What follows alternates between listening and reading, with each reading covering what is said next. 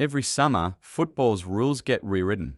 Nobody explains it to you. So this season, you'll see a goalkeeper pulled off with no injury at all. You'll see a throw-in taken away like a parking fine. You'll see a red card for hair pulling. Yes, actual hair pulling. This isn't confusion.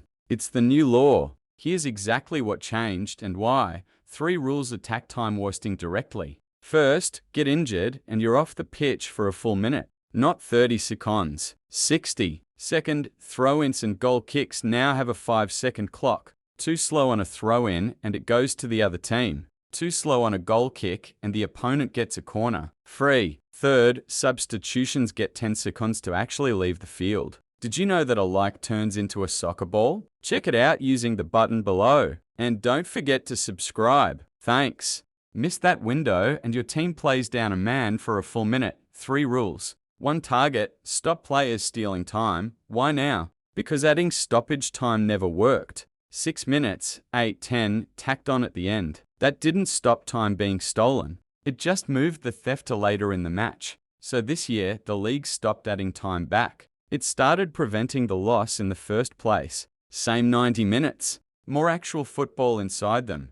Now the rule that closes the loop from the hook. Goalkeeper injuries have become a classic time-wasting trick. Keeper goes down, physio comes on, coach gets a free. 30 seconds to reorganize the defense. So this season, there's a trial. If play stops for a goalkeeper injury, the manager must send an outfield player off the pitch. That player stays off for at least a minute after the restart. The tactic that used to buy your team time now costs your team a player. Go down to slow the game and you hand the other side a numbers advantage. That's the trade now, whether you like it or not. 2 more rules. Target physical contact, not the clock. At corners and free kicks, referees are now told to punish holding. They used to let go 2-arm grabs, blocking a run using your body instead of the ball. Not every touch, the grab. And around the goalkeeper, specifically, contact without a genuine attempt to play the ball is now a foul, especially on crosses and set pieces. Barge the keeper out of the way on a corner, and it's not a coming together anymore. It's a free kick against you. One detail most people will miss. The 1-minute injury rule has an exception.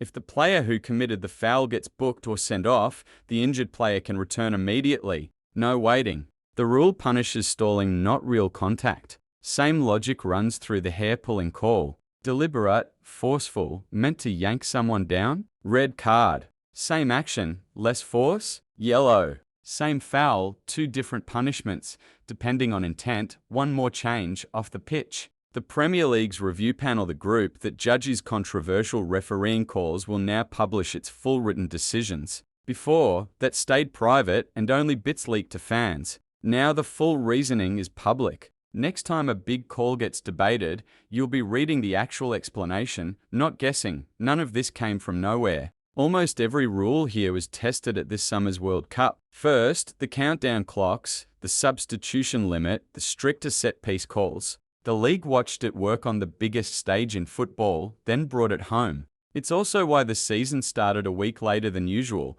Players who went deep into the tournament needed their mandatory 3 weeks off first. To put it all together, less time lost to fake injuries, slow throw-ins and slow substitutions. A real cost for goalkeepers who fake injury to run down the clock. Stricter holding calls at set pieces. Real protection for goalkeepers under pressure. Clearer punishment for hair pulling. And for the first time, full transparency on how big decisions get made. The game itself hasn't changed. What's changed is how much of it you actually get to watch and how much of the process you're now allowed to see.